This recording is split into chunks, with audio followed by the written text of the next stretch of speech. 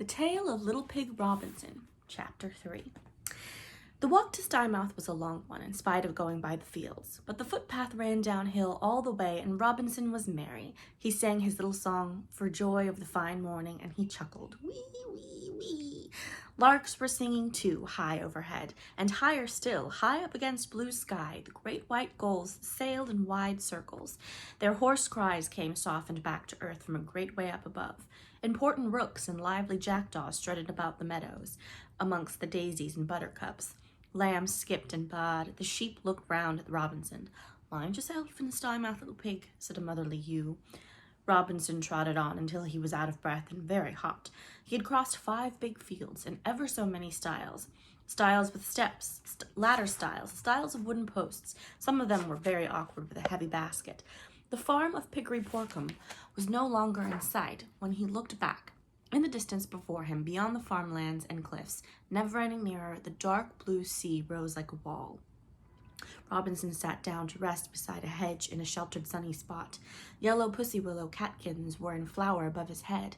There were primroses in hundreds on the bank, and a warm smell of moss and grass and steaming moist red earth.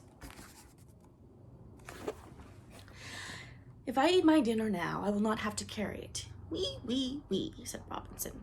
The walk had made him so hungry he would have liked to eat an egg as well as the jam sandwiches, but he had been too well brought up. "It would spoil the 2 dozen, said Robinson. He picked a bunch of primrose and tied them up with a bit of darning wool that Aunt Dorcas had given him for a pattern. "I will sell them in the market for my own very self, and buy sweeties with my pennies." "How many pennies have I got?" said Robinson, feeling in his pocket. "1 for Aunt Dorcas, and 1 for Aunt Dorcas, and 1 for my primrose for my very own self." "Oh, wee, wee, wee. There is somebody trotting along the road. I shall be late for market." Robinson jumped up and pushed his basket through a very narrow stile, where the footpath crossed into the public road. He saw a man on horseback. Old Mr. Pepperell came up, riding a chestnut horse with white legs.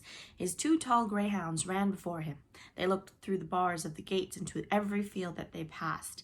They came bouncing up to Robinson, very large and friendly.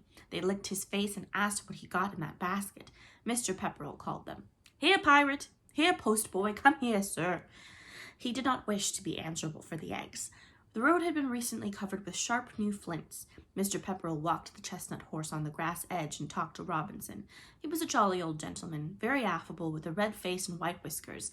All the green fields and red ploughland between Stymouth and Piggery Porcombe belonged to him. "Hello, hello, and where are you off to, little pig Robinson?" "Please, Mr. Pepperell, sir, I'm going to market." "Wee, wee, wee," said Robinson. "What, all by yourself? Where are Miss Dorcas and Miss Porcus? Not ill, I trust." Robinson explained about the narrow stiles.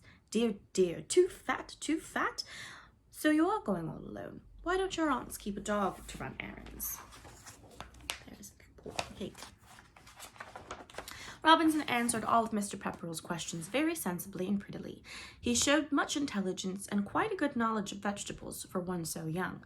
He trotted along almost under the horse, looking up at its shiny chestnut coat and the broad white girth and Mr. Pepperell's gaiters and brown leather boots. Mr. Pepperell was pleased with Robinson. He gave him another penny. At the end of the flints, he gathered up the reins and touched the horse with his heel. "Well, good day, little pig. Kind regards to the aunts. Mind yourself in Stymouth." He whistled for his dogs and trotted away. Robinson continued to walk along the road. He passed by an orchard where 7 thin, dirty pigs were grubbing. They had no silver rings in their noses.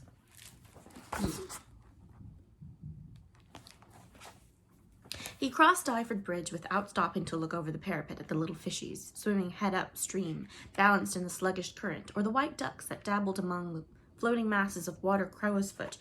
At Stiford Mill, he called to leave a message from Aunt Dorcas to Miller about the meal. The miller's wife gave him an apple. At the house beyond the mill, there was a big dog that barks, but the big dog, Gypsy, only smiled and wagged his tail at Robinson. Several carts and gigs overtook him. First 2 old farmers who screwed themselves round to stare at Robinson. They had 2 geese, a sack of potatoes, and some cabbages, sitting on the back seat of their gig. Then an old woman passed in a donkey cart with 7 hens and long pink bundles of rhubarb that had been grown in straw under apple barrels. Then, with a rattle and a jingle of cans, came Robinson's cousin, little Tom Pig, driving a strawberry roan pony and a milk float. He might have offered Robinson a lift, only he happened to be going in the opposite direction. In fact, the strawberry roan pony was running away home. "This little pig went to the market," shouted little Tom Pig gaily as he rattled out of sight in a cloud of dust, leaving Robinson standing in the road. Robinson walked on along the road, and presently he came to another stile in the opposite hedge, where the footpath followed the fields again. Robinson got his basket through the stile. For the first time he felt some apprehension. In this field there were cows, big, sleek Devon cattle, dark red like their native soil. The leader of the herd was a vicious old cow with brass balls screwed onto the tips of her horns. She stared disagreeably at Robinson. He sidled across the meadow and got out through the farther stile as quickly as he could. Here the new trodden footpath followed round the edge of a crop of young green wheat. Someone let off a gun with a bang that made Robinson jump and cracked one of Aunt Dorcas's eggs in the basket. A cloud of rooks and jackdaws rose, cawing and scolding from the wheat. Other sounds mingled with their cries, noises of the town of Stymouth that began to come in sight through the elm trees that bordered the fields, distant noises from the station, whistling of an engine, the bump of trucks shunting, noises of workshops, the hum of a distant town, the hooter of a steamer entering the harbor. High overhead came the hoarse cry of the gulls and the squabbling cawing of rooks, old and young in their rookery up in the elm trees. Robinson left the fields for the last time and joined a stream of country people on foot and in carts all along to Stymouth Market. Chapter 4. Stymouth is a pretty little town, situated at the mouth of the river Pigsty, whose sluggish waters slide gently into a bay sheltered by high red headlands. The town itself seems to be sliding downhill in a basin of hills, all slipping seaward into Stymouth Harbor, which is dammed back by quays and the outer breakwater. The outskirts of the town are untidy, as is frequently the case with seaports. A straggling suburb on the western approach is inhabited principally by goats and persons who deal in old iron rags, tarred rope, and fishing nets. There are rope walks and washing that flaps on waggling lines above banks of stony shingle littered with seaweed, whelk shells, and dead crabs, very different from Aunt Porcus's clotheslines over the clean green grass. And there are marine stores that sell spyglasses and sou'westers and onions. And there are smells and curious high sheds shaped like sentry boxes where they hang up herring nets to dry, and loud talking inside dirty houses. It seemed a likely place to meet a Pantishnicon. Robinson kept in the middle of the road. Somebody in a public house shouted at him through the window, "Come in, fat pig!" Robinson took to his heels. The town of Stymouth itself is clean, pleasant, picturesque, and well-behaved, always accepting the harbor. But it is extremely steep downhill. If Robinson had started one of Aunt Dorcas's eggs rolling at the top of High Street, it would have rolled all the way down to the bottom, only it would have gotten broken certainly against a doorstep or underfoot. There were crowds in the street, as it was market day. Indeed, it was difficult to walk about without being pushed off the pavement. Every old woman that Robinson met seemed to have a basket as big as his own. In the roadway were fish barrows, apple barrows, stalls with crockery and hardware, cocks and hens riding in pony carts, donkeys with panniers, and farmers with wagon loads of hay. Also, there was a constant stirring of coal carts coming up from the docks. To a country-bred pig, the noise was confusing and fearful. Robinson kept his head very creditably until he got into Fore Street, where a drover's dog was trying to turn 3 bullocks into a yard, assisted by Stumpy and half the other dogs of town.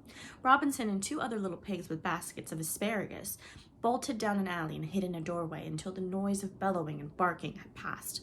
When Robinson took courage to come out again into Fore Street, he decided to follow close behind the tail of a donkey who was carrying panniers piled high with spring broccoli.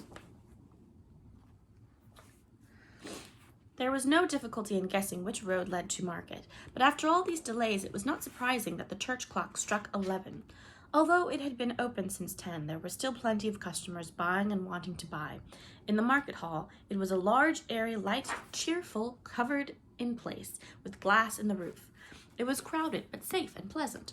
Compared with the jostling and racket outside in the cobble-paved streets, at all events, there was no risk of being run over. There was a loud hum of voices. Market folk cried their wares. Customers elbowed and pushed round the stalls.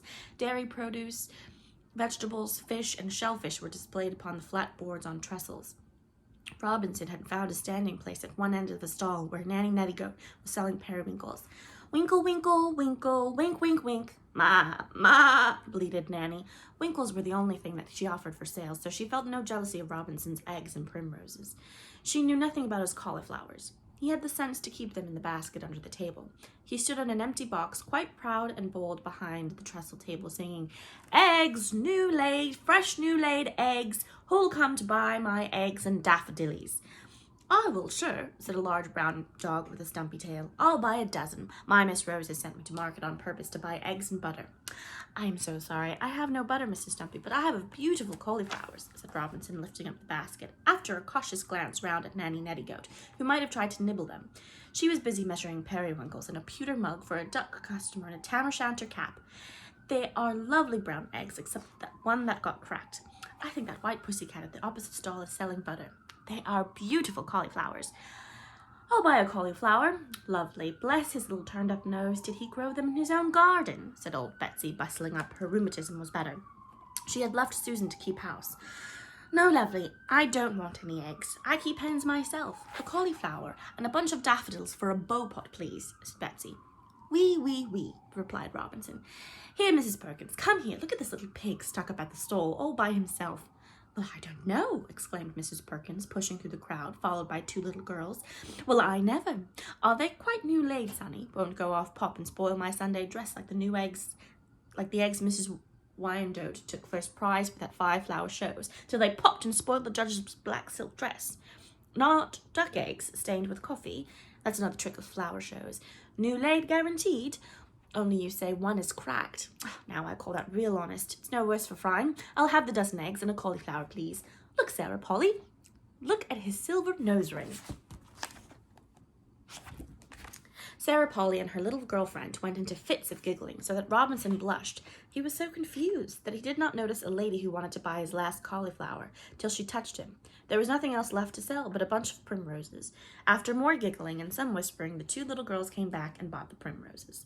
They gave him a peppermint as well as the penny, which Robinson accepted, but without enthusiasm and with a preoccupied manner. The trouble was that no sooner had he parted with a bunch of primroses than he realized that he had also sold Aunt Dorcas his pattern of darning wool. He wondered if he ought to ask for it back, but Mrs. Perkins and Sarah Polly and her little girlfriend had disappeared. Robinson, having sold everything, came out of the market hall, sucking the peppermint. There were still numbers of people coming in. As Robinson came out upon the steps, his basket got caught in the shawl of an elderly sheep, who was pushing her way up. While Robinson was disentangling it, Stumpy came out. He had finished his marketing. His basket was full of heavy purchases. A responsible, trustworthy, obliging dog was Stumpy, glad to do a kindness to anybody.